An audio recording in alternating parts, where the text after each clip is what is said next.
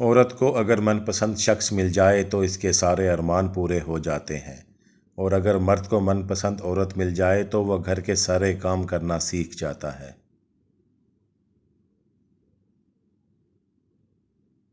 میاں بیوی میں روٹھ جانے کے بعد غلطی چاہے جس کی بھی ہو، بات کا آغاز وہی کرتا ہے جس کو بے پناہ محبت ہوتی ہے۔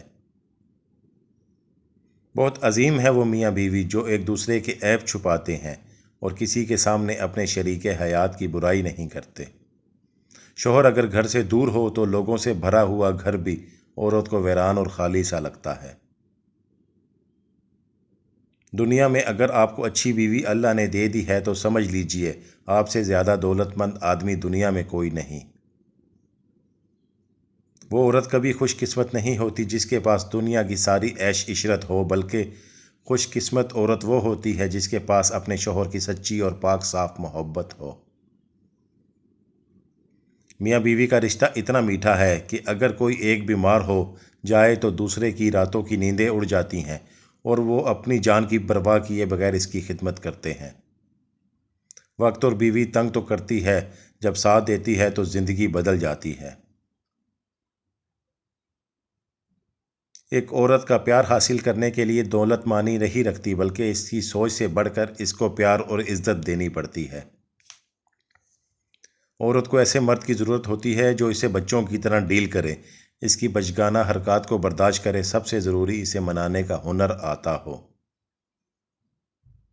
من چاہی عورت کی توجہ تو تھکے ہارے مرد کو وجود میں جان ڈال دیتی ہے، اور ایسی عورت کی وجہ سے مرد کہہ سکتا ہے کہ زندگی واقعی ہی بہت خوبصورت ہے۔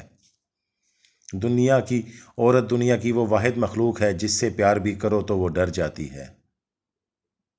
اپنی بیوی کو کبھی دکھ نہ دیں، کیونکہ بیویوں کی دنیا بہت چھوٹی ہوتی ہے، شوہر سے شروع ہوتی ہے اور شوہر پہ ہی ختم ہو جاتی ہے۔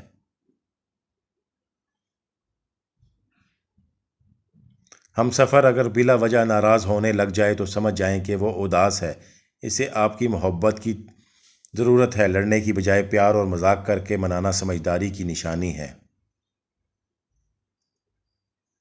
عورت کے بارے میں مشہور ہے کہ تم اسے خوبصورت کہو وہ خوبصورت ہوتی چلی جائے گی، تم اسے اچھی کہو وہ اچھی ہوتی چلی جائے گی، تم اسے ہمدرد رحم دل ہنس کر قربانی دیتے چلے جاؤ تو وہ ویسی بنتی جائے گی، مگر جب تم اس میں عیب نکالتے ہو، چھوٹی غلطی کو بڑے بناتے ہو، اس کے لباس کھانے اور روزمرہ کے کاموں میں عیب نکالتے ہو تو تم اسے دن بدن عیبدار کرتے جاتے ہو۔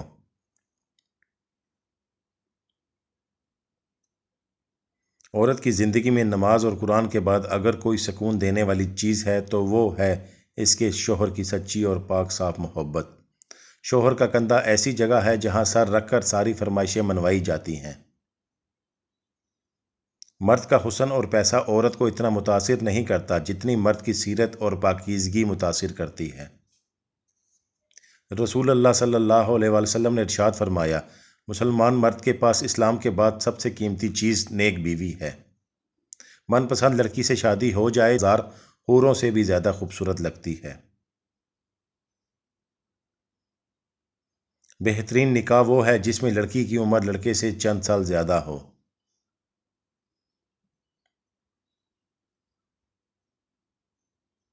تمہیں کیسا ہم سفر چاہیے؟ یوسف جیسا خوبصورت نہیں جس کے قریب اگر کوئی غیر عورت آئے تو وہ کہے اللہ تعالیٰ کی پناہ۔ گھر سے باہر جاتے ہوئے بیوی کو بتا کر جانا بیوی کی غلامی نہیں بلکہ بیوی کی فکر اور پریشانی کو کم کرنا ہے۔ مرد کا دل جب عورت سے بھر جاتا ہے تو وہ 3 کام کرتا ہے، اپنا لہجہ بدل لیتا ہے، عورت کے کردار پر انگلی اٹھانے لگتا ہے اور ہر وقت مصروف رہنے کے بہانے کرتا ہے۔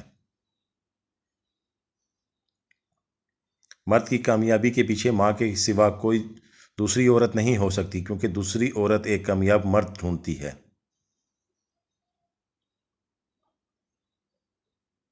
شوہر اگر مخلص ہو تو بیوی سسرال میں ہر قسم کی مشکلات برداشت کر لیتی ہے۔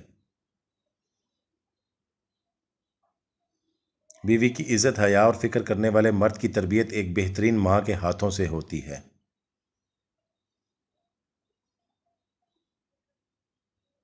وہ جھونپڑی جہاں عورت مسکراتی ہے اس عالیشان محل سے بہتر ہے جہاں عورت روتی ہے۔ شوہر اپنی بیوی کو ہاتھ سے کھانا کھلاتا ہے تو یہ بیوی کی غلامی نہیں، رسول اللہ صلی اللہ علیہ وسلم کی سنت ہے۔ ایک مرد کی آدھی خوبصورتی تو اس کی زبان میں ہوتی ہے اور آدھی اس کی وفا میں ہوتی ہے۔